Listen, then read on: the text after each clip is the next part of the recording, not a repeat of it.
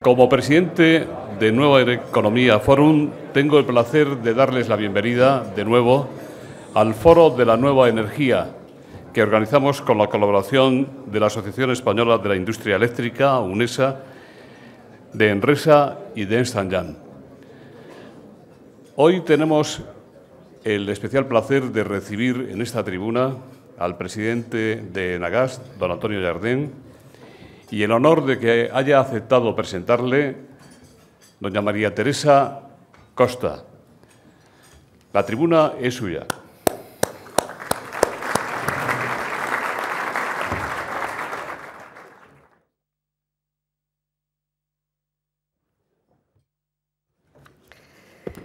Buenos días, queridos organizadores, asistentes, señoras, señores, amigos todos. Es un honor para mí, tanto como presidenta de la Comisión Nacional de Energía como a nivel personal, estar hoy aquí con todos ustedes en este acto de Foro Nueva Economía, presentando a un excelente profesional y buen amigo, don Antonio Llardén, presidente de Enagás. Antonio Llardén es ingeniero industrial por la Escuela Técnica Superior de Ingenieros Industriales de la Universidad Politécnica de Cataluña, en la sede de Barcelona, habiendo adquirido a lo largo de una dilatada trayectoria profesional una amplia experiencia en el mundo empresarial. Inició su carrera en el sector de la consultoría, habiendo ocupado a lo largo de su trayectoria diferentes puestos de alta responsabilidad, tanto en el ámbito público como en el ámbito privado, con especial dedicación al sector de las infraestructuras y de la energía. Buena parte de su carrera profesional ha transcurrido en el Grupo Gas Natural, en el que ocupó diferentes puestos de alta dirección, entre ellos consejero delegado de Gas Natural Latinoamérica, Chief Corporate Officer del Grupo Gas Natural y miembro del comité de dirección del grupo. Permítanme reseñar que entre 2001 y 2007 fue presidente del Consejo Directivo de Sedigas, asociación que agrupa a todas las empresas relacionadas con el sector del gas en España. Presidencia de la asociación en un momento de profundos y radicales cambios en el sector gasista, asociados, como sabemos, al proceso de liberalización acaecido en el sector energético de nuestro país. Persona dialogante y de consensos, como se desprende de sus actuaciones durante todo ese periodo, habiendo sido elegido por más del 90% de los votos de los socios en un periodo de gran actividad y durante gobiernos de partidos políticos distintos. En ese periodo fue también miembro del Consejo Directivo de Eurogas y del Comité Ejecutivo de la Unión Internacional de la Industria del Gas.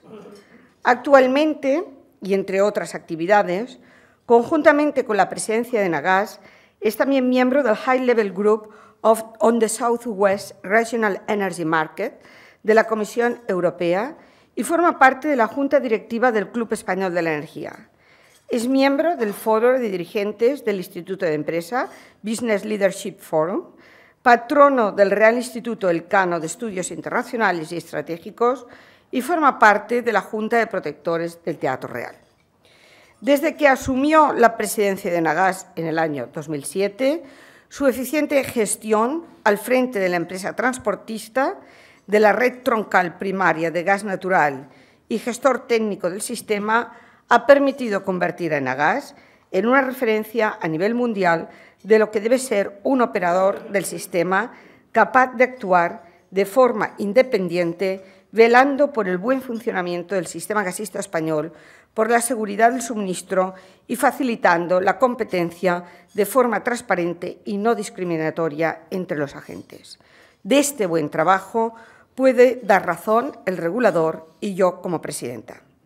Y déjenme dedicar, por último, unos brevísimos momentos a apuntar otros aspectos más personales de Antonio Llardén. A su capacidad profesional, ampliamente demostrada y reseñada, se une un perfil humano poco común. Gran conversador, de amplia formación humanista, amante de la música, de amistades inquebrantables y fiel a sus orígenes. Antoni Llardén es, como a veces comentamos, un caballero inglés, imperturbable en tiempos de bonanza y de tempestades, lo que no supone de ningún modo frialdad o distancia frente a su entorno y a los hechos que le rodean. Su actitud y posición frente a ellos han demostrado siempre su gran sensibilidad. Dirigir, presidir una empresa exige la conjunción de un amplio abanico de valores. No solo el conocimiento técnico es preciso, también es imprescindible la sabiduría, la sagesse, que dicen los franceses, en la gestión de los conflictos y unos principios éticos inquebrantables que Antonio Llardén reúne. Es evidente que hoy vamos a atender a sus explicaciones en materia gasista y esta es la cuestión que nos reúne a todos. Pero he querido compartir con todos ustedes algunos aspectos que también intervienen en uno u otro nivel en su buen hacer profesional. Antoni, sin más dilaciones, la tribuna es tuya.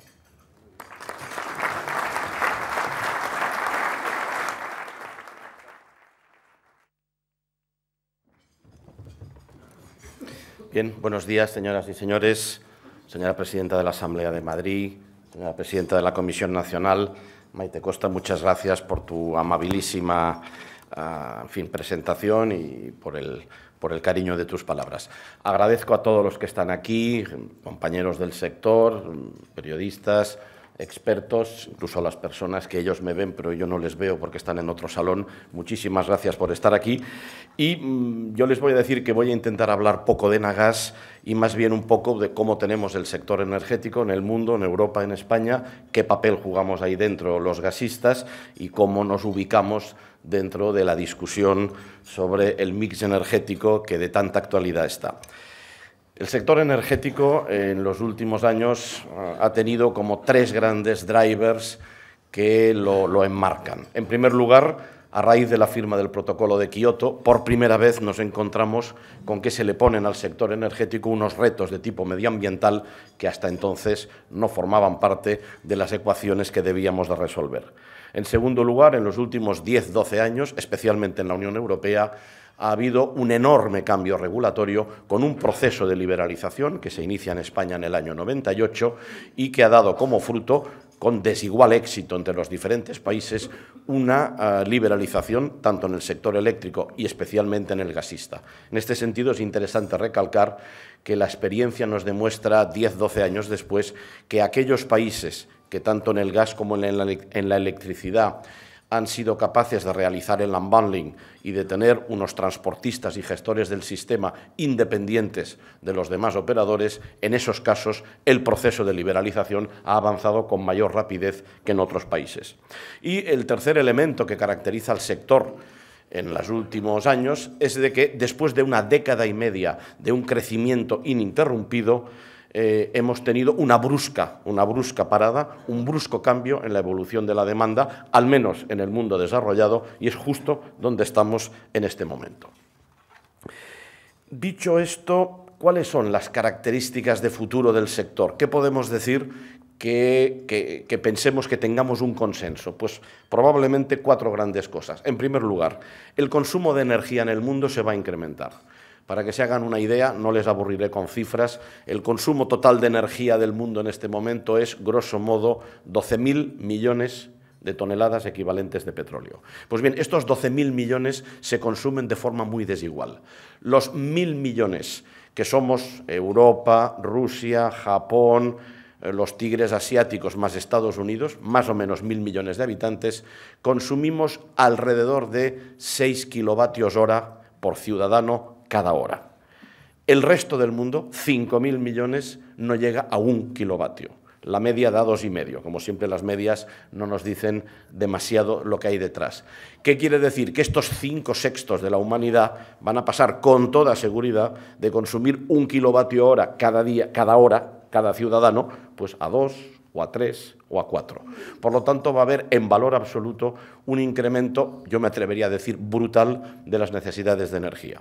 Segundo punto, el mundo tiene una preocupación creciente por las emisiones de CO2 y su posible impacto en el cambio climático. Sin entrar a fondo ahora en este tema, este es otro driver, hasta cierto punto contradictorio con el primero, pero que también va a estar en lo que es la evolución del sector en los próximos años. Tercer driver, probablemente una bajada en las reservas de petróleo. Yo no soy pesimista ahí, pero sí que probablemente entraremos en las próximas 2 o 3 décadas en una bajada de estas reservas y, fenómeno nuevo, no esperado hace algunos años, posiblemente tengamos nuevas reservas de gas no convencional, el llamado shale gas, fenómeno que hace 5 o 6 años apenas aparecía más que en la literatura técnica y casi como nota a pie de página. Y por último, cuarto driver, un incremento del peso de las renovables en los mix energéticos en todo el mundo. Estas 4 grandes líneas de tendencia vamos a ver cómo somos capaces, bueno, vamos a ver, o al menos voy a dar mi opinión de cómo somos capaces de conectarlas para avanzar. ¿Qué dice la Unión Europea? Bueno, la Unión Europea ha marcado claramente 3 objetivos de política energética: más competitividad, más sostenibilidad y seguridad de suministro. Evidentemente, para que esto sea factible, tenemos que tener, a nivel de cada país, y si fuera posible, de la propia Unión, un mix energético. En este sentido, quiero saludar el trabajo que sé que está haciendo la Subcomisión de Energía del Congreso de los Diputados. Todos los grupos llevan meses trabajando en esto, incluso los presidentes de las empresas del sector hemos tenido el honor de ser llamados a esa comisión para dar nuestra opinión. Creo que está trabajando en buena dirección, incluso me dicen, he visto que ayer parece ser que se llegó a un acuerdo, si no total, un cierto acuerdo inicial sobre los trabajos de la comisión. En cualquier caso, creo que este es un primer paso muy positivo hacia el necesario consenso, que probablemente no se pueda lograr de golpe, pero sí con el tiempo, alrededor de este tema. Cuando hablamos entonces del mix, de una planificación energética, realmente, ¿de qué estamos hablando? Planificar energéticamente quiere decir determinar cuál es el modelo al que aspiramos. Es decir, qué mix de energías queremos tener, en qué plazo de tiempo y cuán sostenible este mix puede ser, tanto medioambientalmente como, importante, económicamente. Dicho de otra forma, dicho así en frase muy simplista, cuán verdes queremos ser y cuánto estamos dispuestos a pagar por ello. La segunda cosa va ligada a la primera. Hablar solo de la primera no nos lleva a ningún sitio. Para determinar entonces este modelo, este mix, yo creo que el primer paso es desideologizar el debate. Ya sé que esto puede parecer una ingenuidad o un wishful thinking, pero no podemos debatir el mix como si fueran simplemente lo que nos gusta más. A mí me gusta más el gas, no, a mí me gusta más el nuclear, yo preferiría más el renovable.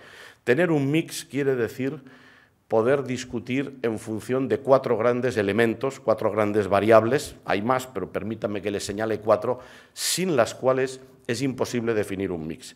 Para definir bien un mix hay que saber qué tratamiento van a tener los derechos de CO2 en el futuro. Dicho de otra forma, es imposible determinar un mix si no sabemos si los derechos de CO2 costarán 0 euros por tonelada, 15 o 150.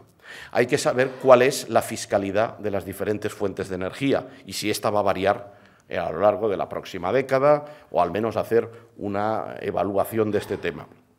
Evidentemente, hay que tener unos escenarios de evolución de demanda y, finalmente, hay que tener claros cuáles son los objetivos de emisiones globales a los cuales nos comprometemos. Con estas 4 variables, que lógicamente no dominamos, pero nos permiten dar unos escenarios, es en función de las cuales podemos entonces determinar un mix o al menos dibujar el entorno de un mix que es el que nos tiene que decir hacia dónde caminamos. No para el año 2020, porque yo les diría, oiga, el año 2020 es lo que tenemos hoy. Cuando hablamos en el sector energético hablamos con grande inercia y, por lo tanto, cuando estamos hablando del mix es lo que queremos tener, pongamos, en el año 2030. Porque lo que hagamos ahora va a servir para entre el año 2020 y el 2030. Ese mix, por lo tanto, tiene que cumplir todos los elementos que hemos dicho, pero además estar seguros de que tiene viabilidad económica, es decir, que la sociedad que de alguna forma va a consumir esa energía no solo le parecen bien los principios generales, sino que está dispuesta a soportar el coste, de una forma o de otra, que este mix tiene. Para acabar de complicar la cuestión, cuando hablamos de diferentes vectores de energía o fuentes de energía, les solemos pedir un conjunto de cosas que es difícil que todos cumplan a la perfección. Hablamos de fuentes de energía y lo primero que nos preocupa es que esté disponible, nos preocupa su coste, nos preocupa que sea flexible en su uso, es decir, que yo la pueda utilizar cuando la necesito, nos preocupa que sea sostenible medioambientalmente y también nos preocupa que nos dé autonomía frente a terceros, es decir, que si la tengo en mi territorio, mucho mejor que si tengo que irla a comprar fuera. Pues bien, si ustedes repasan todas las fuentes de energía que conocemos, ninguna cumple todas estas características al 100%. La que suele ser disponible y es barata y la tengo a mano, normalmente contamina más. La que resulta que no contamina nada, pues a lo mejor resulta que es más cara, etcétera, etcétera. Es por ello que, y esta sería quizás la primera afirmación que me permito hacer, en fin, como ponente, nuestro mix energético no debería excluir ninguna de las fuentes energéticas. Esta sería la primera proposición concreta. ¿Qué quiere esto decir? Quiere decir que tenemos que tener carbón en el mix, lo cual no quiere decir que nos vayamos a poner a consumir carbón, perdónenme la expresión, por un tubo, en absoluto. Pero el carbón es algo estratégico en el mundo, hay carbón en todo el mundo, muchos países van a seguir quemando carbón, por lo tanto hay que tener una pequeña parte de nuestro mix con carbón. ¿De qué estoy hablando? Pues de lo que ha sido tradicional en los últimos 5 o 6 años, pues un peso de alrededor 8 o 10% en el mix energético sería correcto. Tenemos que tener nuclear. No podemos prescindir de la energía nuclear. En España, en este momento, el nuclear representa aproximadamente el 18-19% de la generación eléctrica. No es que sea un número mágico, pero da la casualidad que es muy similar al peso que tiene el nuclear en el Reino Unido y en Estados Unidos. Bueno, pues a mí no me parecería, hablo a título personal, no me parecería nada mal que nos marcáramos este número como una cifra a mantener. Mantengamos dentro de nuestro mix energético alrededor de un 20% de peso de energía nuclear. ¿Qué quiere decir esto? ¿Tenemos que construir plantas nucleares a corto plazo? No, porque las que tenemos en este momento trabajan en base y en base no necesitamos más potencia. Pero sí deberíamos de mantener en vida, siempre que por razones de seguridad, evidentemente sea así, todas las centrales que tenemos. Y después pensemos una segunda cosa, y no me quiero alargar más en este tema. En España tenemos una cosa muy valiosa. Tenemos 8 sitios donde se ha aceptado tener una central nuclear. Por lo tanto, cuidemos esos 8 sitios, pensemos que si algún día hay que hacer un nuevo grupo, no nos rompamos la cabeza buscando sitios nuevos, hagámoslo en alguno de los 8 sitios donde está ya socialmente aceptado que existe una planta que funciona y que funciona sin problema. Por lo tanto, mantengamos el peso en nuestro mix de la energía nuclear. Evidentemente, necesitamos renovable, esto no hace falta discutirlo, agua, tanto la gran hidráulica como la pequeña, viento y sol. Y por descontado, faltaría más, si no lo digo, pues no sé qué haría yo aquí, necesitamos el gas natural, que es en estos momentos, dentro de los combustibles fósiles, el menos contaminante, el más eficiente y que además, como veremos más adelante, realiza el trabajo de backup de todo el sistema eléctrico en general y en concreto de las renovables. Dicho de otra forma, existen renovables porque detrás de las renovables hay una cadena gasista que asegura este backup. Hablar de renovables es hablar también de primas y subsidios. Voy a pasar rápido por el tema, pero creo que es necesario decir algunas cuestiones a este respecto. Si es necesario primar alguna fuente energética, al menos en el futuro, deberíamos de tener al menos 4 o 5 grandes condiciones desde el punto de vista de funcionamiento. En primer lugar, distinguir 2 fases en el tiempo y no confundir la fase de I+D de una tecnología con lo que es el periodo de madurez. No pueden tener las mismas reglas de juego porque no tiene ningún sentido. En segundo lugar, con carácter general, siempre que un poder público o un poder regulador de primas, hágase vía subasta o vía concurso. No puede ser que simplemente, doy mi opinión, por el hecho de, por decirlo así, presentarse a alguien aquí y le diga, pues sí, siéntese usted y le vamos a dar free lunch. No, vamos a ver de los que quieren hacer ese determinado servicio, aquellos que sean más eficientes. Deberíamos quizás también pensar en incentivar a aquellos productores de energía renovable que se encarguen también de proporcionar backup. ¿Qué quiero decir? El gran problema de las renovables es que no son gestionables y que alguien tiene que darles el backup. Hay algún país, Estados Unidos, que está empezando a pensar un sistema en donde el que recibe una determinada prima o ayuda o subvención por gestionar una energía renovable, se le pide también que presente ya una parte de backup por aquellas horas en que no va a estar, lo cual quiere decir que ha llegado a algún acuerdo con un productor de ciclo combinado y que le ha dicho, mira, las horas que yo no pueda funcionar, tú vas a asegurar que vertemos la energía a la red, y evidentemente llegan a un acuerdo. Lo digo simplemente como idea. Probablemente nos tendríamos que plantear también que como principio general la renovable tiene prioridad, evidentemente, pero que quizás este es un principio sujeto a alguna restricción en algunos momentos en función de cómo evoluciona el mercado o cómo evolucionan las necesidades. Y, por último, de alguna forma pensar que los precios de la energía, si no de golpe, tendencialmente, tienen que reflejar los costes reales y que, por lo tanto, debemos acercarnos hacia ese camino, lo cual no es contradictorio, si los poderes públicos lo quieren, establecer algún tipo de subsidio, sea para colectivos personales, humanos, que tengan menos poder adquisitivo, o de las soluciones que se quieran.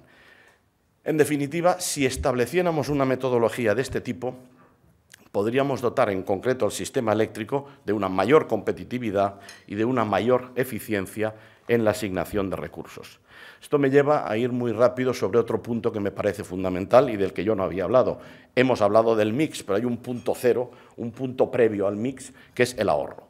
Evidentemente, la mejor energía es aquella que no se consume y, por lo tanto, en el tema de ahorro y eficiencia deberíamos de tener claro. Sé que esto parece un poco una de esas frases huecas que todos utilizamos. Bueno, hay que ahorrar.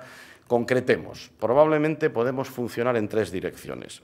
En primer lugar, medidas tecnológicas que hagan que seamos más eficientes. Por ejemplo, el aislamiento de los edificios, por los cuales se pierde una cantidad de energía enorme, o, evidentemente, maquinaria, motores más eficientes. Hay una segunda línea que es una política de ahorro energético en el sentido de que el ciudadano de a pie, nosotros, seamos más sensibles al ahorro.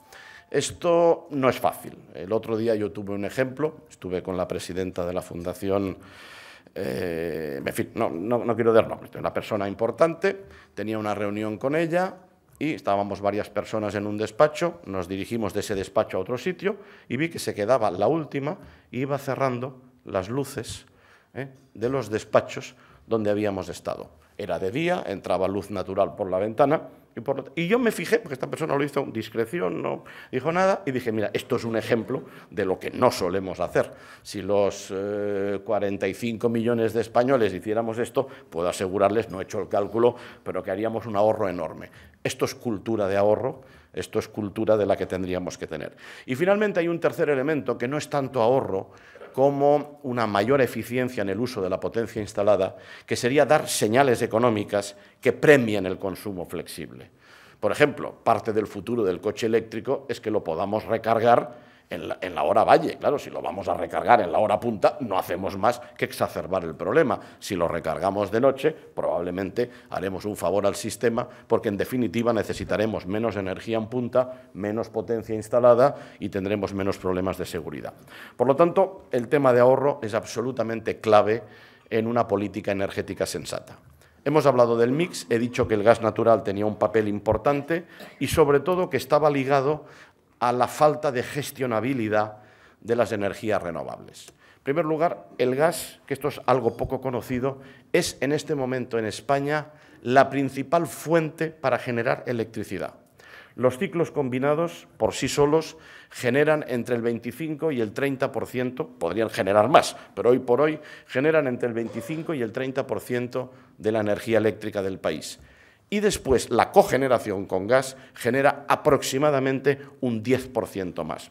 Por lo tanto, la primera fuente creadora, en fin, o fabricante de electricidad es el gas natural. Cosa que a veces, sobre todo con el debate que ha habido en los últimos meses, me he encontrado a alguien que me dice, oye, que me dicen que el gas ya casi no funciona. No, perdóneme, somos el principal pilar, si me permiten la expresión, del templo de Salomón de la energía. El principal pilar es el gas natural por delante de cualquier otra fuente.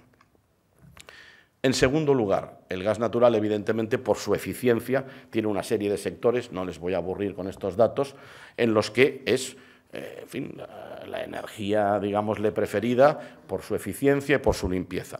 Pero después está el tema de backup. La renovable en general nos puede funcionar, pues la eólica como máximo un 25% de horas del año, la solar prácticamente lo mismo y el agua pues depende. Este año, por ejemplo, ha sido un año extraordinariamente bueno para España, ha sido un año hidráulicamente muy bueno, pero pues, hace 2 años tuvimos pues un año más seco y no sabemos lo que va a pasar el año que viene.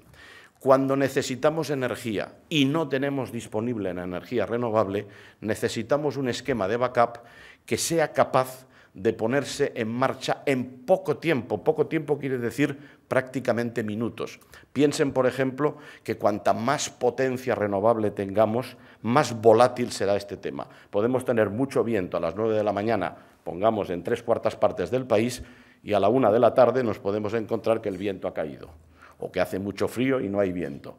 Y, sin embargo, estamos en la hora punta de demanda. ¿Qué es lo que ponemos en marcha? Los 60 grupos de ciclo combinado, todos, no alguno, todos.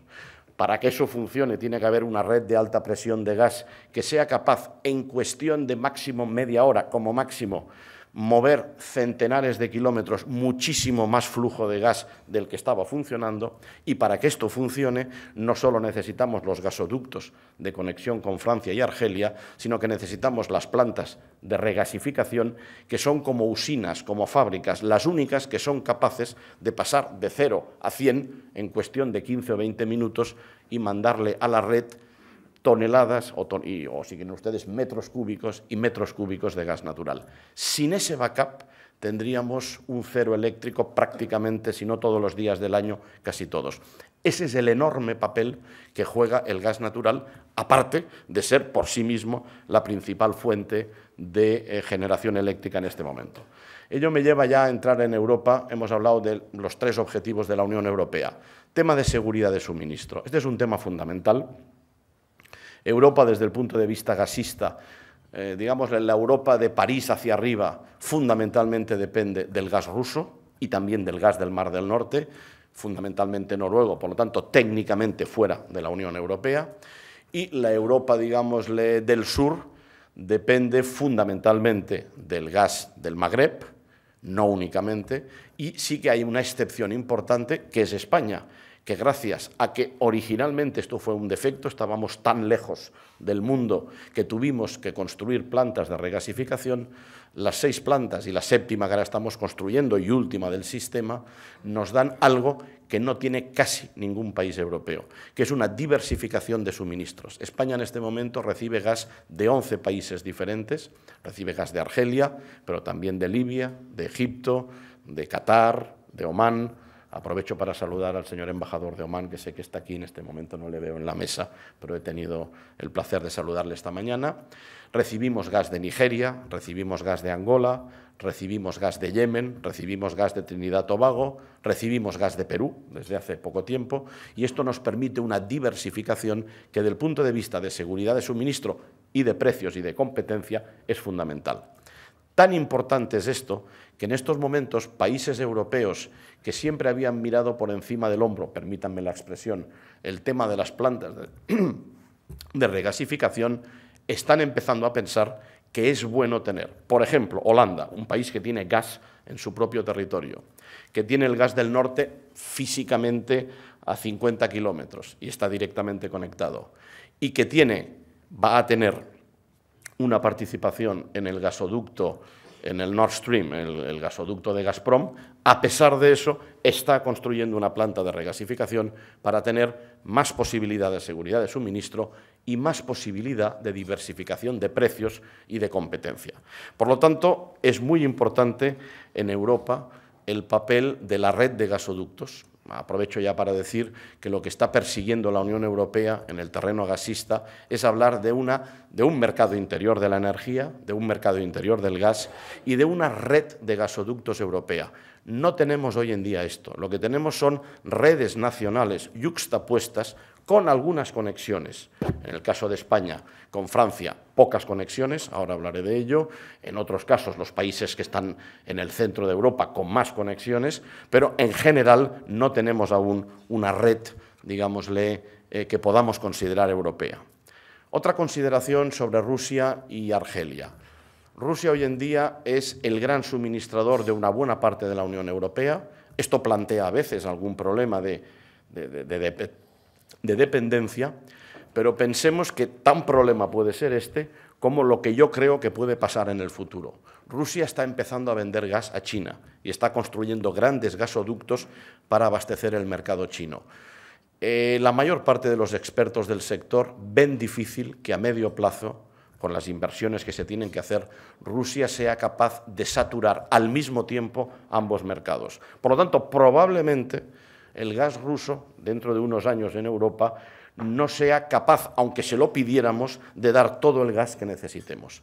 ¿A dónde nos lleva esto? A una tesis que los diferentes gobiernos españoles que se han sucedido en los últimos años han mantenido claramente, que es la extraordinaria necesidad de conexiones, en este caso de España, con el resto de Europa, pero no solo por interés de España, que lo podemos tener lógicamente, sino en interés de Europa. Si fuéramos capaces de tener unas conexiones con Francia, esto quiere decir con Europa, mucho más importantes desde el punto de vista gasista, daríamos un backup a algún problema que pudiera suceder de suministro de gas en el norte de Europa, porque seríamos capaces de bombear gas desde España.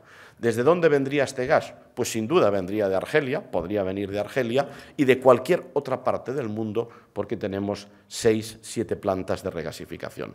Por lo tanto, para la Unión Europea esto es fundamental. El anterior comisario, el comisario letón, señor Piebalgs, lo entendió perfectamente y fue el que puso en marcha precisamente el grupo de trabajo que, pilotado por la Unión Europea, está intentando hacer avanzar el tema de las interconexiones. He tenido ya 3 reuniones con el actual comisario, el alemán señor Gerhard Oettinger, y creo que tiene las ideas muy claras en la misma dirección. Ello me hace entonces poder hablar del Medgas, de Argelia y de las conexiones. Vamos a ver, nuestra relación con Argelia es una relación muy especial. Argelia ha sido históricamente nuestro gran suministrador de gas y, por lo tanto, para nosotros es importante, pero también somos importantes para ellos. Somos el segundo país que le compra gas. Por lo tanto, al margen de las turbulencias actuales que hay en este momento, objetivamente deberíamos de encontrar, las empresas y los países, una vía de relación buena, porque va en beneficio de los dos. Pero esto, para que sea factible, necesita de que el Medgas, el pleno sentido del Medgas, es precisamente no solo como suministro a España, sino fundamentalmente como conexión con Europa. ¿Cómo tenemos estas conexiones en este momento? Bueno, se puede ver la botella medio llena o medio vacía. Yo, como decía la presidenta, intento ser optimista y la veo medio llena. ¿Qué hemos hecho en los últimos 2 años? Cuando digo hemos, me refiero a los operadores gasistas, a los reguladores y a los gobiernos. Bajo la égida de la Comisión Europea hemos conseguido 3 acuerdos con Francia. Tenemos nosotros una sola conexión gasista por el Pirineo Navarro, por la RAU, que da un flujo de 2,5 BCM. Piensen que España más o menos consume entre 35 y 40, por lo tanto 2,5, como ven ustedes, es nada, es el 5%. Estamos muy lejos de lo que nos pide la Unión Europea. Pues bien, hemos conseguido un primer acuerdo que es doblar esta capacidad, esto ya está acordado. Segundo, hasta ahora recibíamos solamente en sentido norte-sur. Se han tomado las medidas técnicas para que sea norte-sur y sur-norte. Por lo tanto, vamos a pasar de 2,5 BCM en un solo sentido a 5 BCM en ambos sentidos. Esto es fundamental para que realmente nuestros operadores tengan capacidad de entrar en el mercado francés y puedan decir yo llevo gas al mercado francés y por lo tanto busco mis clientes. Y el tercer acuerdo ha sido hacer también por el País Vasco, perdón, por Irún, un gasoducto de 1,5 BCM.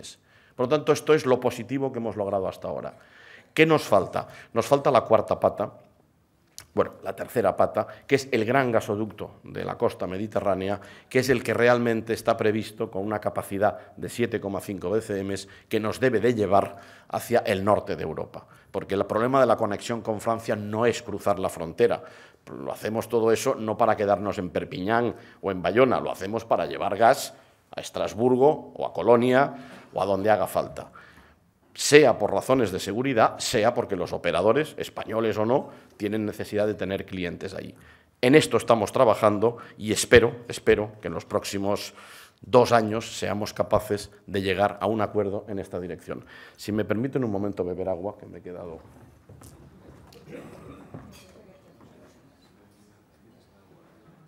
Tenía agua aquí, bien. No me había fijado, perdónenme. Mi mujer siempre dice que cuando abro la nevera no encuentro nunca nada. Tenía el vaso de agua delante y efectivamente pues no me había dado cuenta. Mi mujer, que la saludo, que está aquí, y espero que me perdone. Bien, por lo tanto, voy terminando ya para no pasarme de tiempo. En este contexto he ido avanzando hacia lo que sería la Unión Europea. El comisario Oettinger, precisamente hace escasos días, ha publicado, en fin, ha impulsado la publicación de un documento que se denomina Energía 2020, Estrategia para una energía segura, competitiva y sostenible, y próximamente, probablemente esta misma semana o la semana que viene, saque un documento sobre infraestructuras. Yo estuve convocado por el comisario hace un mes en Bruselas y, bueno, le he visto como muy interesado realmente en lo que estábamos comentando, tener un mercado interior de la energía más competitivo, más seguro, y ello quiere decir, entre otras cosas, una mayor conexión entre los diferentes transportistas europeos. Y ahí es donde, y permítame que ahora sí que les hable de Nagas, voy a seguir bebiendo agua.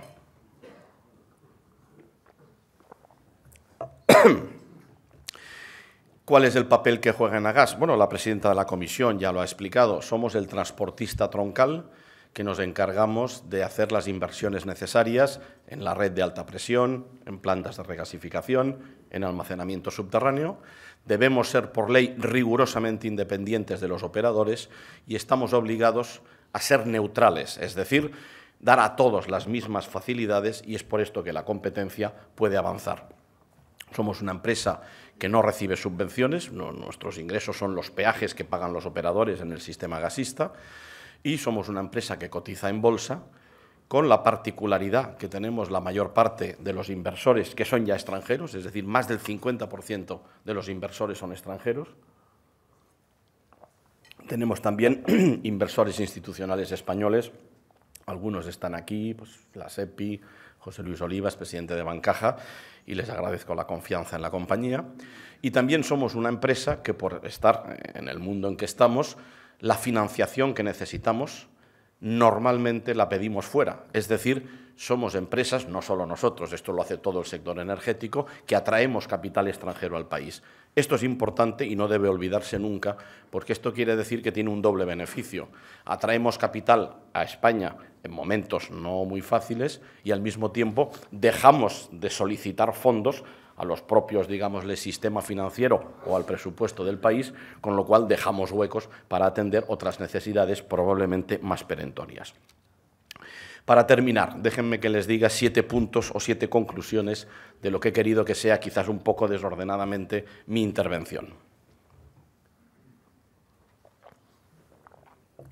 En primer lugar, España tiene un buen nivel de calidad y diversificación de su suministro energético, de los mejores de la Unión Europea. Segundo punto, los llamados Transmission System Operators, las empresas que realizamos el papel de transportista troncal, contribuimos a ello pues, con nuestro trabajo, con nuestras inversiones. Punto 3. El sector energético español tiene unas empresas muy competitivas, de las más competitivas de Europa, que se han internacionalizado todas, que tienen una parte importante de su negocio fuera y que están muy bien gestionadas. Crean empleo, atraen capitales. Por lo tanto, dentro de la economía española, este es uno de los sectores punteros. Ya sé que soy juez y parte diciéndolo, pero creo que se puede decir y que nadie lo va a rebatir. Punto cuarto, el sector gasista español es altamente eficiente. Está totalmente liberalizado, no tiene ningún tipo de déficit acumulado ni ningún tipo de problema y nadie discute la formación del precio, porque es un precio de mercado. El precio del gas es un precio que tiene unos índices mundiales, el peso de las infraestructuras en el total de la factura es muy pequeño, quizás es el 10%, y por lo tanto tenemos un mercado que tiene casi las características de un mercado totalmente liberalizado y que funciona muy bien. Punto quinto. Los problemas más importantes del sector energético español realmente están concentrados en tres cuestiones en el sector eléctrico. Hay que acabar de definir un mix sostenible para los próximos 20 años y en este sentido yo creo que los trabajos de la subcomisión que antes he aludido creo que son importantes, es un primer paso para avanzar ahí y hay que tener un consenso. La política energética no debe ser una política que varíe cada 2 o 3 años en función de la coyuntura política o del ministro o quien sea. No, esto tiene que ser algo en la que exista un amplio consenso en el país y que cada 6, 7, 8 años se haga una revisión para ver si vamos bien, pero que no podemos estar sujetos a una continua incertidumbre. En segundo lugar, hay que cortar el déficit recurrente del sistema eléctrico. El país no puede permitirse, y esto empieza a ser un tema que preocupa a los que nos prestan fondos, digámosle, al país en el extranjero, tenemos que cortar este déficit y tenemos que ser capaces de establecer unos sistemas de primas a las renovables que sean coherentes con los objetivos de competitividad del país y el esfuerzo inversor del conjunto del sector. Y yo diría no contaminando a otros sectores. Centrémonos en resolver este tema y no extendamos el problema. Punto 6. Nuestro mix, en opinión mía, no debería prescindir de ninguna de las fuentes de energía que hoy tenemos. Podemos discutir mayor peso, menor peso, cómo se ajusta con el paso del tiempo, pero no deberíamos de ser despreciativos con todas las fuentes que tenemos y tener un mix equilibrado que nos permita alcanzar al mismo tiempo todos los objetivos que a veces son contradictorios entre sí, de sostenibilidad, de coste, de flexibilidad, de disponibilidad. Y por último, el mercado interior de la energía, que teóricamente es el que está buscando la Unión Europea, y la seguridad de suministro necesitan, como he dicho ya, de una red europea de gasoductos con interconexiones transfronterizas. Incluso el propio desarrollo de las renovables en los diferentes países, por razones técnicas y de backup, necesita de esta interconexión gasista. Sin ello va a ser muy difícil que podamos realmente avanzar hacia los objetivos que nos hemos marcado. Me he extendido quizás más de lo que había pensado. Les agradezco muchísimo su atención y les digo que estoy abierto ahora pues, a todas las preguntas. Gracias.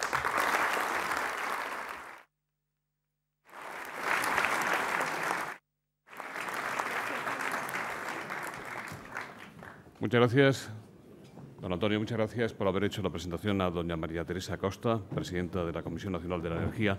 El moderador del coloquio de hoy será, una vez más, don Antonio San José, prestigioso periodista, director en CNN Plus de Cara a Cara. Muchas gracias, José Luis. Gracias a todos. Muy buenos días, señor Jardén. Y hay muchas preguntas que vamos a plantear en los próximos minutos. La Comisión Europea, como sabe, acaba de incluir la interconexión de electricidad y gas entre España y Francia en la lista de los corredores energéticos prioritarios para la Unión Europea en las 2 próximas décadas. ¿Se hará posible en ese tiempo esa interconexión que es importante para nuestro país? Sí, como he dicho, tenemos ya un acuerdo para doblar la RAU, hablo ahora del tema del gas, que tiene que entrar en vigor en el 2013 y la conexión por la costa mediterránea estaba prevista para el 2017. Esta es la segunda, sobre la que aún no tenemos un acuerdo, pero espero que en los próximos 12 meses podamos avanzar en esta dirección. Sin esta conexión no tiene sentido todo lo que hemos explicado. Sin embargo, Bruselas quiere además potenciar el corredor meridional para traer el gas a Europa directamente desde el Mar Caspio y Oriente Próximo. Vamos a ver, es bueno que Europa tenga diferentes vías de llegada del gas. Lo que pasa que, en mi opinión personal, quizás el peso excesivo que tiene el este en la política de la Unión Europea en este momento hace que se le preste atención a estos canales de comunicación, que los veo positivos, pero también deberíamos de prestarle comunicación, en fin, atención a la conexión por el sur, entre otras cosas porque los canales con el este nos dan cierta diversificación, pero no mucha, porque en definitiva el gas que nos pueda llegar por esos canales va a seguir viniendo bien de Rusia, bien de las antiguas repúblicas socialistas soviéticas asiáticas, que ahora son independientes, pero que están ubicadas geoestratégicamente en donde están. Por lo tanto, la conexión con el norte de África, con Argelia, y no solo con Argelia, a través de las plantas de regasificación con cualquier punto del mundo, es fundamental, en mi opinión, desde la óptica de la Unión Europea. ¿Y cómo son en este momento las relaciones con Marruecos, con Argelia, quiero decir, perdón, con respecto al suministro de gas? Con Marruecos ya lo sabemos. Lo estamos constatando día a día, y no me meto en ese jardín. Bueno, mire, afortunadamente yo no soy ministro de Asuntos Exteriores y lo que le tengo que decir es, bueno, la relación concreta con Sonatrach por parte de los operadores españoles que compran gas ahí, pues no me corresponde a mí hablar de ella, ¿no? Pues esto hay que preguntárselo a las diferentes empresas españolas que tienen relación con ellas. La relación que nosotros tenemos con el Sonatrach, llamémosle transportista, es muy buena, tenemos una excelente relación con ellos y la prueba está que cuando ellos decidieron tirar adelante el proyecto del Medgas, pues por parte nuestra, Enagas ha acometido una importante inversión en territorio español para conectar a su vez el Medgas con la red nacional española, ¿no? Por lo tanto, en este sentido, tenemos buena relación. ¿Cómo va a evolucionar? Yo creo que, lo he dicho antes, yo creo que Argelia ha sido tradicionalmente nuestro primer suministrador, de hecho lo sigue siendo, con en este momento alrededor de un 30-35% del gas que llega a España llega de Argelia, sea por tubo, sea por barco. Para ellos nosotros somos su segundo cliente y en un momento en que en el mundo hay una cierta depresión en la demanda por razón de tipo, en fin, de la economía, creo que para Argelia también somos un cliente muy importante. Por otra parte, la geografía manda. Para nosotros es el suministrador que tenemos más cerca, para ellos somos el cliente más cercano. Argelia, además, tenía dos grandes proyectos para llevar gas a Europa directamente sin pasar ni por Marruecos ni por Túnez. Un proyecto es el Medgas y el otro era el gasoducto que tenía que lanzar desde Argelia hasta Cerdeña para ir hasta Italia. Este segundo proyecto está parado y, por lo tanto, hoy por hoy, y yo creo que por bastantes años, la única conexión directa va a ser el Medgas con las conexiones fronterizas. Por lo tanto, a medio plazo yo creo que hay que ser optimista porque creo que somos dos países y un conjunto de empresas que yo creo que estamos en la buena vía para entendernos. ¿Comparte la afirmación de que la península ibérica es casi una isla energética o es una exageración?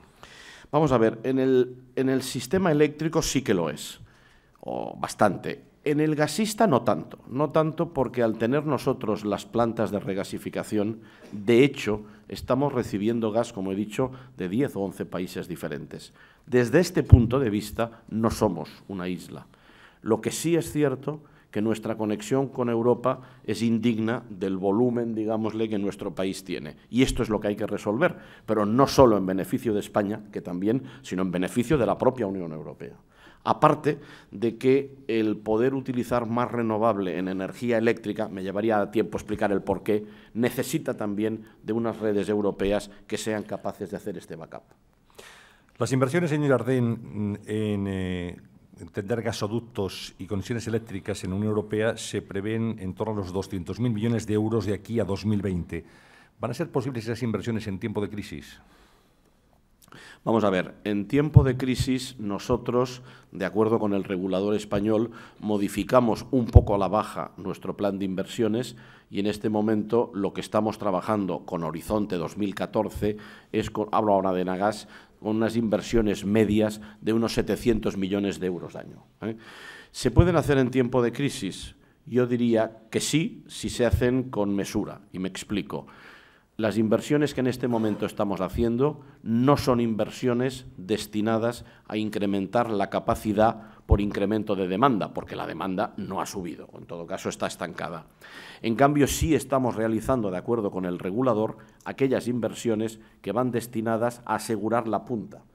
La punta no crece de la misma forma que de la demanda. Ejemplo, año 2009, año anterior, año en que por primera vez en la historia el consumo de gas en España bajó un 10%. Bueno, pues el mismo año que tuvimos un 10% de bajada en la demanda, tuvimos la punta histórica de todo el sistema.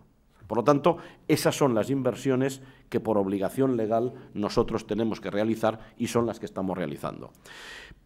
¿Cómo las podemos hacer en tiempo de crisis? Yo creo que el otro objetivo a tener presente es no incrementar demasiado los costes de funcionamiento del sistema. Este sería el horizonte fundamental.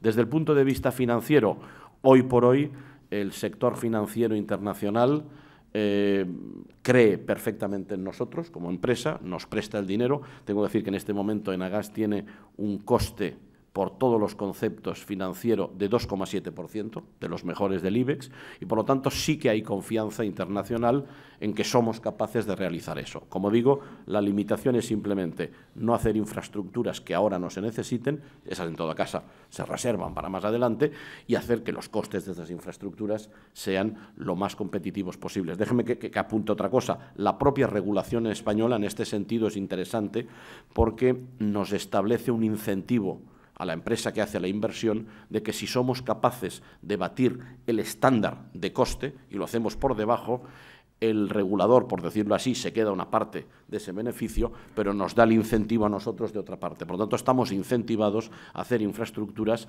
que sean técnicamente seguras al menor coste posible. ¿Qué análisis hace de la disputa entre países exportadores e importadores por discrepancias en los precios del gas natural, después de que han negociado la baja empresas de Italia, de Alemania y de Turquía en los últimos tiempos? Vamos a ver, efectivamente, en España hemos hablado mucho del conflicto pues que hay entre Sonatrach y gas natural. Hay que decir que el problema se está planteando en toda Europa. Los contratos clásicos en el mundo del gas son contratos a largo plazo, que tienen su explicación, y se llaman take or pay, es decir, o pagas o te llevas la cantidad, pero no puedes decir tal. ¿Qué ha pasado con dos factores? La crisis económica, digámosle, que ha golpeado a todo el mundo, ha hecho que la demanda, especialmente en los países más desarrollados, haya bajado o se haya estancado. Y después ha habido un nuevo fenómeno, que antes lo he citado de pasada, que es, no diré el descubrimiento, pero sí la utilización masiva en Estados Unidos. Yo tengo una gran admiración por Estados Unidos. Todo el mundo sabía que existía el shale gas, que era un gas de esquistos, pero que era muy difícil de explotar, era muy costoso en términos de dinero. La subida del precio del petróleo hizo que fuera factible explotarlo, pero parecía que el día que el precio del petróleo bajara, eso dejaría de ser rentable. En esos 3-4 años que el petróleo estuvo muy caro, la tecnología, especialmente en Estados Unidos, dio un salto enorme y hoy en día se está explotando el shale gas con unos costes muy inferiores a los de hace 4 años. ¿Por qué explico esto? Porque esto ha dado un cambio en el mundo del gas. Los Estados Unidos han dejado de ser un importador neto de gas natural, lo necesitan solo en determinados momentos puntas del invierno de la costa este y, por lo tanto, se autoabastecen con el gas que tienen. Cuando hablo de Estados Unidos, hablo siempre de Estados Unidos y Canadá. Se abastecen con su propio gas y el shale gas. ¿Qué quiere esto decir? Que coyunturalmente, y esto puede durar 2 años, 1 año, 3, está, entre comillas, sobrando una cierta capacidad de oferta de gas en el mundo. Esto ha hecho bajar los precios spot y nos encontramos con la contradicción, que no es habitual en este mercado, de que el spot es más barato que el take or pay. Y, por lo tanto, los grandes compradores europeos, E.ON, Eni, Edison, Gas de France, están discutiendo con Gazprom, y probablemente también con Sonatrach, no lo sé, bueno, pues qué pasa con esos precios. Por lo tanto, es evidente que en interés tanto de los productores como de los consumidores hay que llegar a acuerdos en donde, sea por precio, sea por volumen, seamos capaces, por decirlo así, de no matar la gallina y de, en momento de crisis, si un operador no puede vender a un determinado precio, también el suministrador tiene que ser consciente que no le puede obligar y que hay que encontrar acuerdos. Ciertamente esto es fácil de decir, difícil de realizar, pero yo creo que en todo el sector gasista estamos en este momento en esta dirección. La Agencia Internacional de la Energía acaba de advertir a los gobiernos del efecto de ahorrar en energías renovables, un ahorro que ha calificado de devastador. ¿Usted comparte esta opinión, este análisis? A ver, perdón, ¿qué es lo que ha dicho? La Agencia Internacional de Energía ayer mismo ha advertido a los gobiernos del efecto de ahorrar en energías renovables y ha dicho que ese ahorro puede resultar devastador. Me pregunto si comparte ese análisis. Sí, supongo que debe querer decir, la agencia debe querer decir que le preocupa que no se utilice suficientemente la renovable. No lo sé si es eso. Que no se invierta en renovables, que se ahorren esa inversión. Ya, que se ahorren esa inversión. Bueno, vamos a ver. Yo creo, lo he dicho antes, que para hablar de un mix, lo que no podemos hacer es arrojarnos los unos a los otros. No, yo quiero ser más verde, no, yo quiero ser más nuclear, no, yo quiero ser más gasista. No, es decir, todo hay que ponerlo en un contexto. Es absolutamente indispensable tener renovable, pero hay que tenerlo dentro de una ecuación económica y hay que ver cuál es la... Le voy a dar un dato. Mire, en España tenemos 25.000 megavatios de ciclos combinados. El otro día me encontré con una persona que me dice, bueno, claro, estos megavatios deben ser ya muy antiguos. Digo, ¿qué me dices? El primer ciclo combinado lo puso en marcha un grupo de Endesa y otro de gas natural en el 2002, antes de ayer. El último se ha puesto este año. Tenemos un parque en España nuevo que tiene una vida media de 4 años.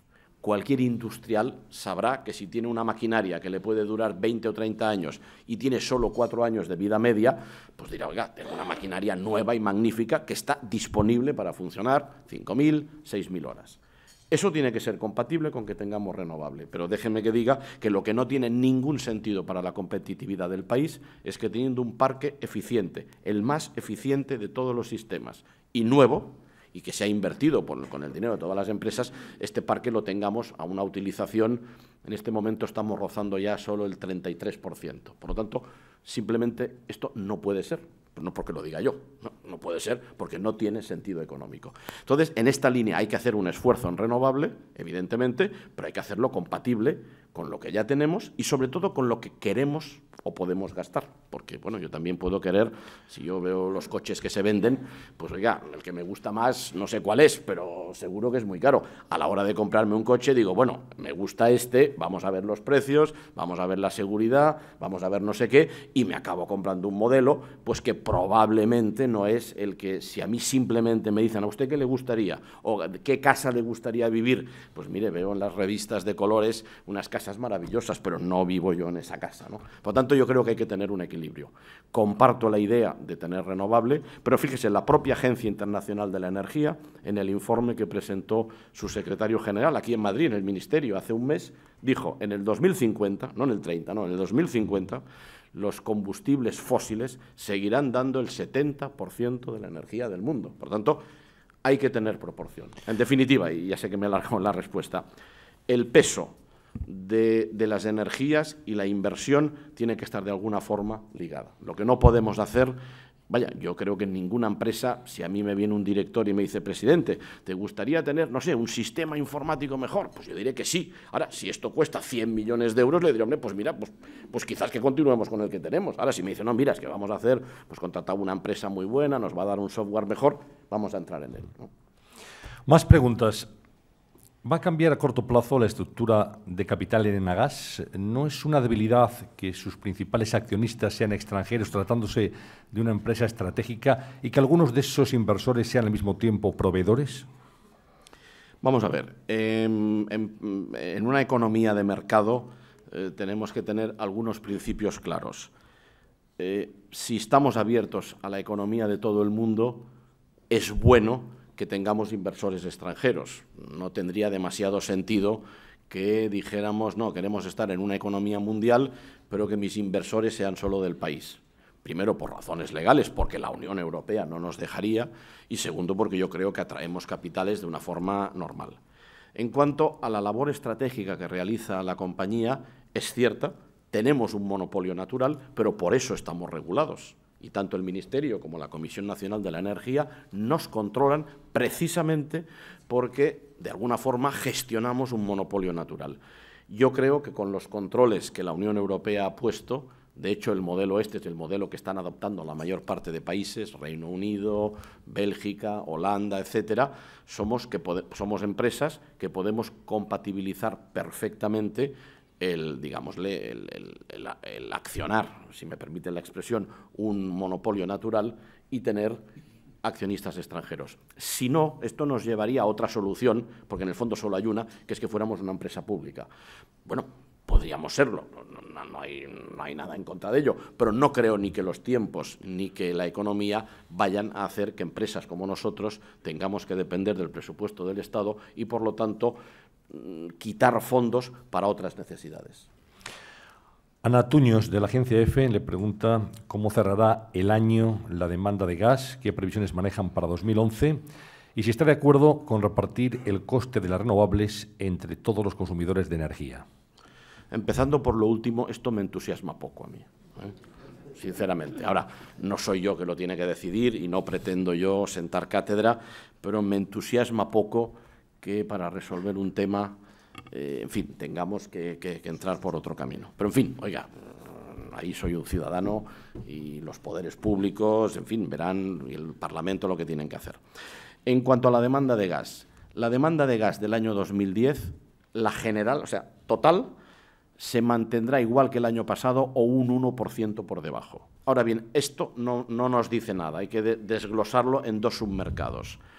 El mercado convencional, que es el mercado de la industria, de la cogeneración y de los hogares, que es el que está más ligado a la economía, está subiendo a un ritmo del 9%. Como el año pasado ese mismo mercado bajó un 9%, quiere decir que es casi una V perfecta, estamos recuperando en el mercado convencional los niveles de demanda de finales del 2008, precrisis o ya con la crisis iniciada. ¿Por qué entonces la media es plana o nos da un -1? Porque el gas para generación de electricidad ha caído un 15%.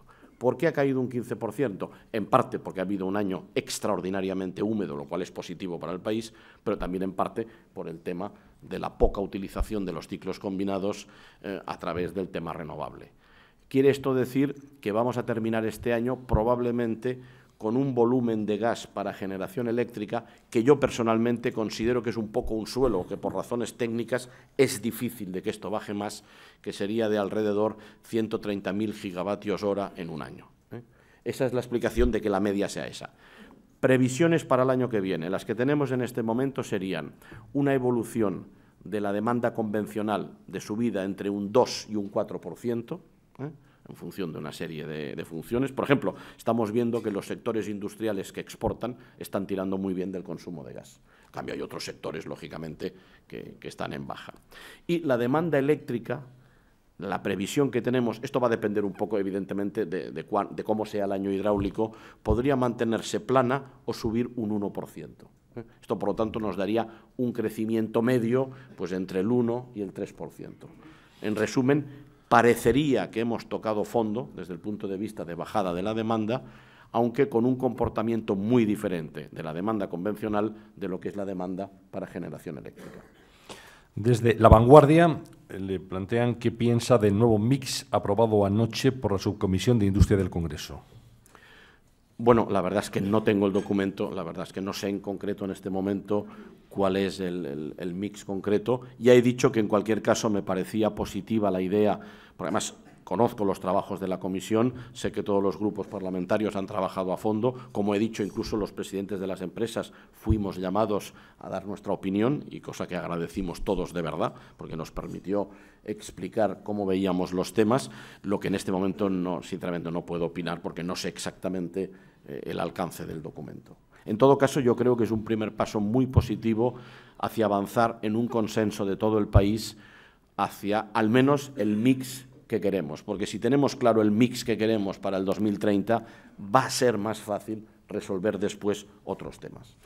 Iñaki de las Heras, de Europa Press, hace referencia a si cree que es necesario algún tipo de incentivo adicional para los ciclos combinados de gas.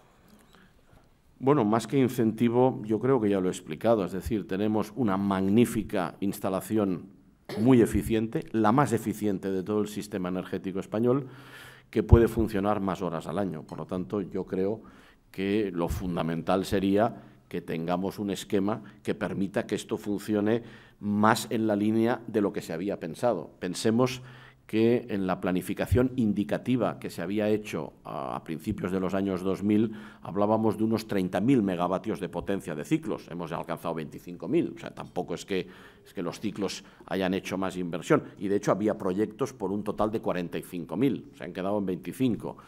y los ciclos combinados pueden funcionar fácilmente 6.000 horas e incluso más, y por lo tanto hay que encontrar un equilibrio, no soy yo el que tiene que decir cómo, pero hay que encontrar un equilibrio en no tener, digámosle, una capacidad de generación buena y eficiente, especialmente en momentos de crisis económica en donde la competitividad de nuestras empresas es fundamental, tenerla, valga la expresión, a medio gas. No tiene ningún sentido. Hablo en términos macroeconómicos, ¿eh? Muy bien. Rubén Nicolás, de Actualidad Económica, le pregunta si cree que las empresas españolas están penalizadas cuando acuden al exterior para financiarse. Vamos a ver, en este momento sí.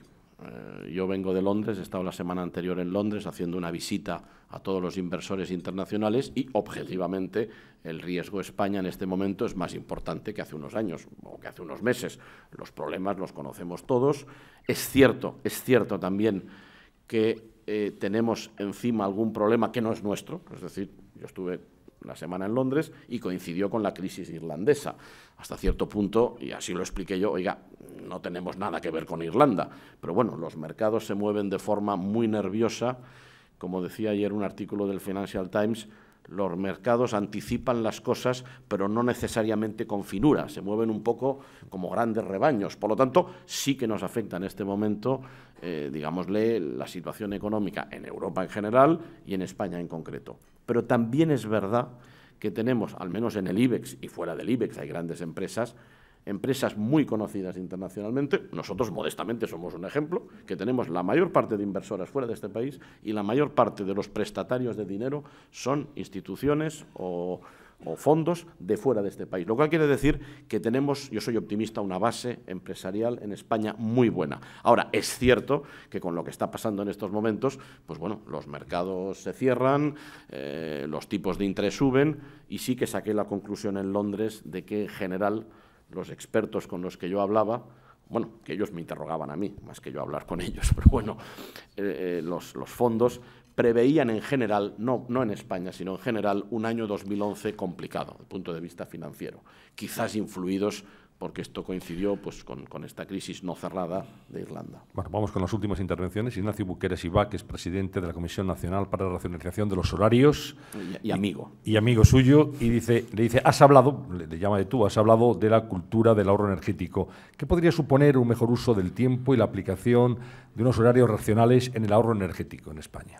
Pues tengo que darle a Ignacio toda la razón. Efectivamente, cuando yo hablaba de una cultura de ahorro, la cultura de ahorro tiene el razón, no solo es no consumir, en fin, cerrar el interruptor cuando te mueves de una habitación a otra o soluciones de este tipo, sino efectivamente un uso más racional de nuestros horarios. En el mundo de empresa, aprovecho para decir que Nagas fue distinguida el año pasado con el diploma de empresa familiarmente responsable. Hemos iniciado un trabajo en esta dirección y, por ejemplo, yo soy el primero como presidente de la compañía que le pondré un ejemplo muy tonto, pero que yo creo que tiene su base.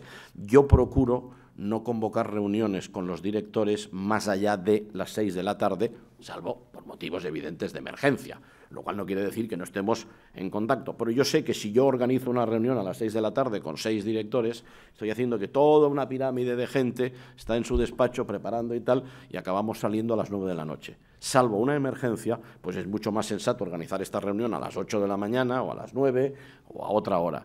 Por lo tanto, es cierto que los hábitos que tenemos de trabajo, de almuerzo, de horarios, influyen en el consumo de energía. Ahora, esto es un tema de educación de todos nosotros, y es un tema incluso en que yo confío que la gente joven, digámosle, ya viene como mucho más. Por ejemplo, la gente joven ahorra mucho más, en términos generales. O sea, se dicen, oye, pero ¿cómo puede ser que tengamos en casa? Eso se ve, ¿no? Por lo tanto, yo ahí soy optimista. Ahora, hace falta una verdadera política de estar encima de ello, ¿no? Muy bien. Pues terminamos con las preguntas que nos hace llegar José María Pérez Peridis, del País. Le hace 4 preguntas, son breves, si quiere tomar nota. También es amigo, pero 4 preguntas ya no sé yo. Si... La primera, son breves. La primera dice, ¿qué porcentaje de energía se despilfarra optimizando, se despilfarra en España? ¿Qué porcentaje cree que se está perdiendo? Bueno, me hace una pregunta, José María, que no puedo contestar en este momento porque no tengo la cifra en la cabeza, pero sí que le puedo decir que efectivamente esto si quiere, sería el negativo del tema del ahorro. Gastamos más energía de la que necesitaríamos Pues con los ejemplos que hemos puesto antes. Yo diría, hay uno que él conoce bien por su profesión, que es precisamente el tema del aislamiento. Es decir, en los edificios, en las oficinas, no en las modernas, pero sí en las antiguas, perdemos una cantidad enorme de energía por calor o por frío, por mal aislamiento. Ahí, por ejemplo, hay un terreno muy importante. Pero no hay un que porcentaje cuantificado ya. En este momento seguramente debe existir, pero no lo tengo en la cabeza. Segunda cuestión, optimizando la eficiencia y el consumo, ¿cuánto podría crecer el PIB? Bueno, estamos aquí, no sé dónde está José María en este momento, pero fácilmente podríamos dar una cifra que un crecimiento a lo mejor del 1% del PIB con una política de ahorro podría funcionar. Esta cifra la podríamos estar como muy convencidos, ¿eh?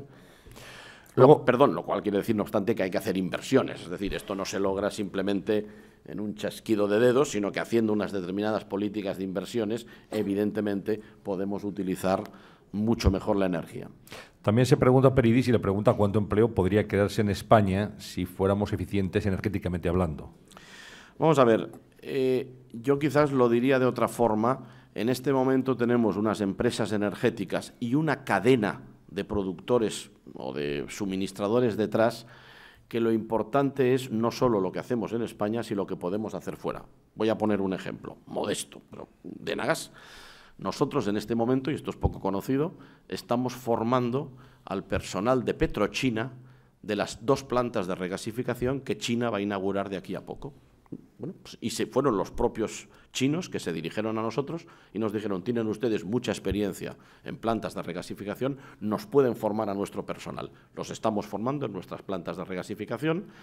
Eso para nosotros no representa nada en términos económicos, quiero decir, no es una actividad relevante, pero sí que es importante que cuando estos técnicos chinos vayan a su país y gestionen esas plantas por 20, 30 o 40 años, lo habrán aprendido en España, habrán estado aquí, y quiere decir que las empresas que trabajan con nosotros, ingenierías, fabricantes de todo tipo de materiales, podrán probablemente un día encontrar ahí un nicho de mercado, entre otras cosas porque el técnico que va a tener que decidir lo ha aprendido aquí, le hemos tratado aquí, si tiene un problema nos va a llamar a nosotros, hablamos en inglés, no en chino, que eso no hemos llegado. Por lo tanto, sí que yo creo que tenemos un sector que no me atrevería a cuantificar la cifra, pero sí que tenemos un sector energético que es capaz de crear empleo en España, no solo por lo que hacemos aquí, sino por lo que podemos hacer en otros países. Bueno, ya la última es la más fácil, la que plantea Peridis. Como le ha visto interrumpir un instante su exposición para beber agua y siendo el presidente de Enagás,